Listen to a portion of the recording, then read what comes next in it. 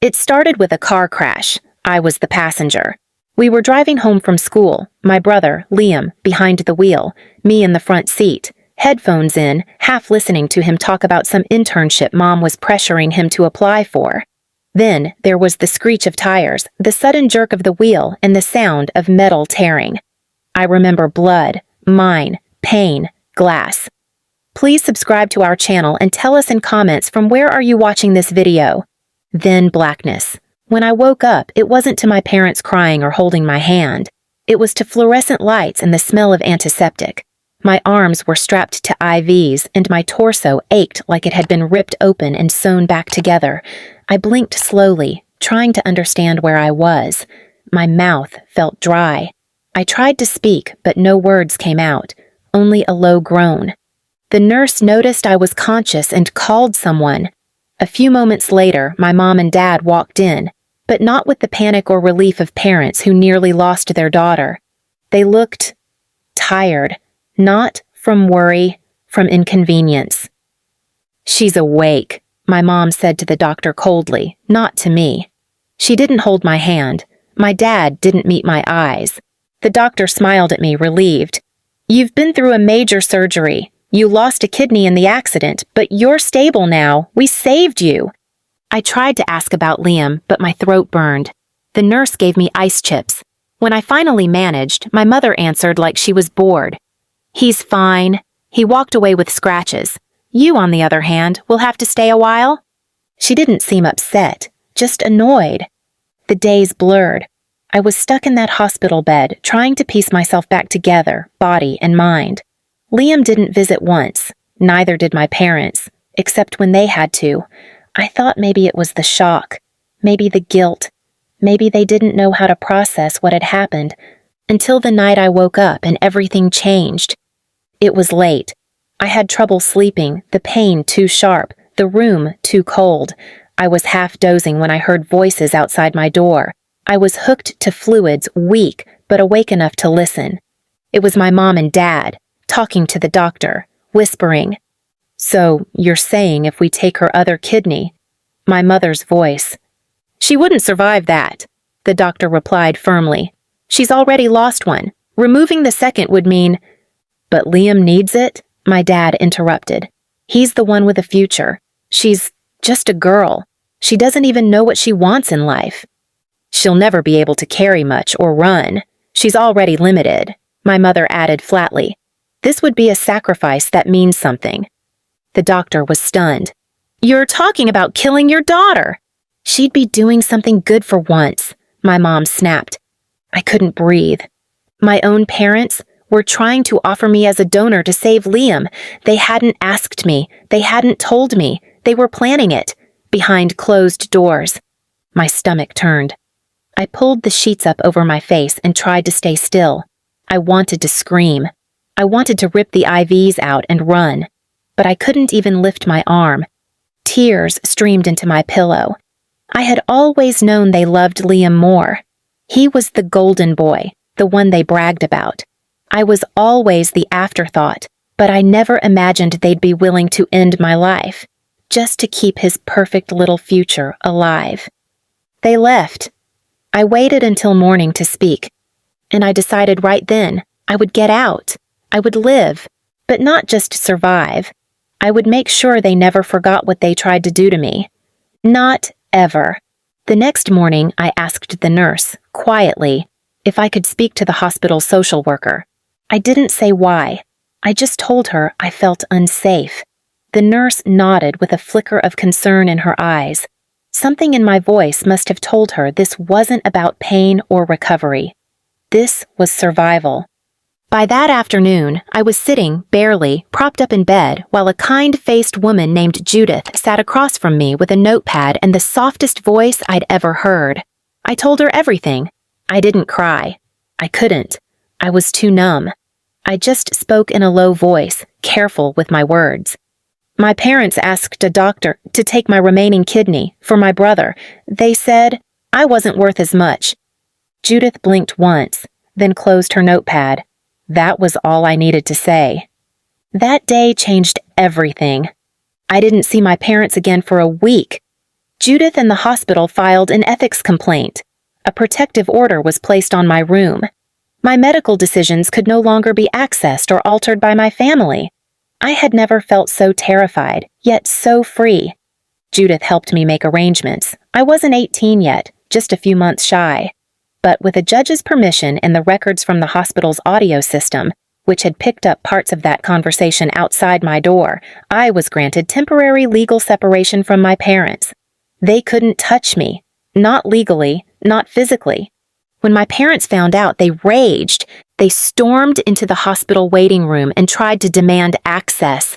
Security escorted them out. I watched from my window as my mother pointed her finger at the nurse's desk, screaming, "She's brainwashing our daughter! That girl belongs to us!" I didn't belong to them anymore. Not after what they said. Not after what they planned. The news spread quietly among staff. "The kidney girl," they called me. A few nurses cried when they heard. One doctor came in and placed a hand on mine and said, "You deserve to live, on your own terms." After 3 weeks, I was discharged into foster care. It wasn't glamorous. The apartment was small, the mattress thin, but it was safe. Safe was everything. I finished high school online while recovering. I worked nights at a bookstore and saved every penny. I refused college help, even when social services offered. I didn't want anything that came with a string. I wanted full control of my life. I eventually changed my last name. I took my great-grandmother's maiden name, Olson, a name that had no connection to those people who called themselves my family. Years passed, quietly, but I never forgot what they tried to do. Not when I got my first job at a healthcare startup. Not when I rose through the ranks in 3 years to become head of operations. Not when, by 24, I became part owner in the company I helped build. And certainly not when a familiar name popped up in an executive candidate search for our newest open role. Liam, my brother.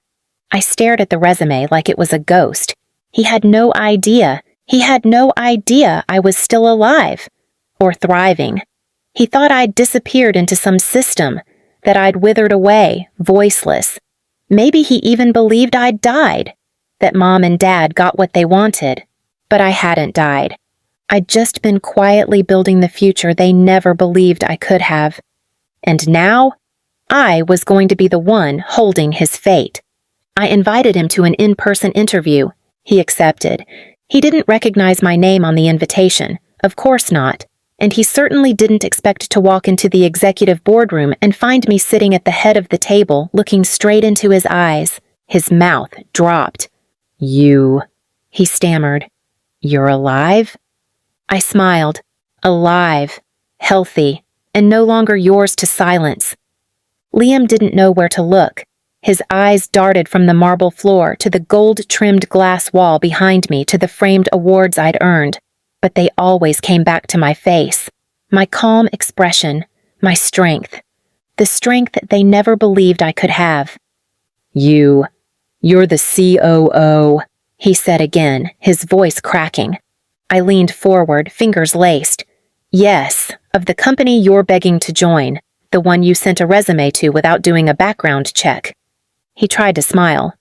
Look, I was just following opportunities. I didn't know. You didn't know I'd survive? I asked. Or that I'd become more than a donor on a hospital bed? Liam opened his mouth, then closed it. No words. I read your resume, I continued, tapping it with one manicured finger. Your grades are average, your experience is thin, but the entitlement, that's fully intact. He swallowed hard. Listen, I didn't know what Mom and Dad said. I wasn't part of... They came to the hospital and told a doctor to take my organ without asking me, I said, my voice rising now. They said, she's not as important as Liam. I heard them. I was awake. Do you know what that does to someone at 17? He looked down. Tell me, Liam, how does it feel to interview for a job owned by the girl you thought would vanish? Who you thought was disposable? Please, he whispered. I need this job. Things haven't been easy. I stood up, slowly, walked to the window. The city shimmered below us.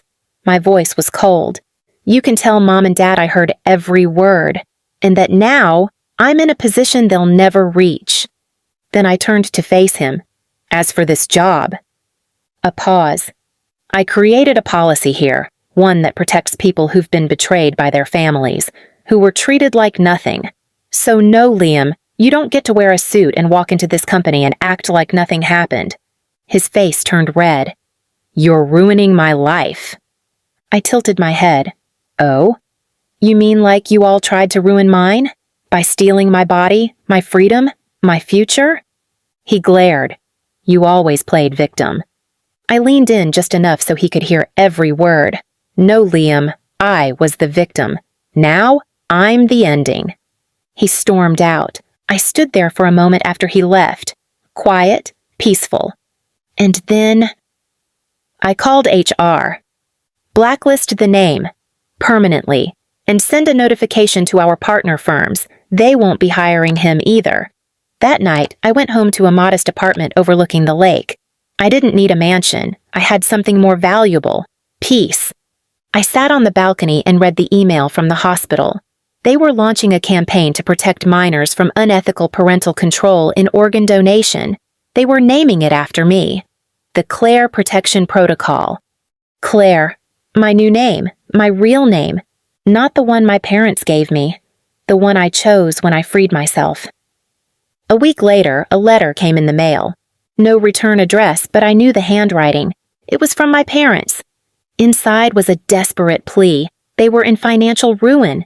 My brother couldn't find work. They were losing their house. They asked if I'd help as a daughter. I wrote back, I was your daughter when I was unconscious in a hospital bed. You chose your son. So now, live with that choice. I never heard from them again. But sometimes, late at night, I think about that moment in the hospital, when I was half awake, tubes in my arm, and heard my own mother ask a doctor, "Can we take her organ for our son?" And I smile, because they thought that was the end of my story. They had no idea. It was only the beginning. Please subscribe to our channel and tell us in comments from where are you watching this video.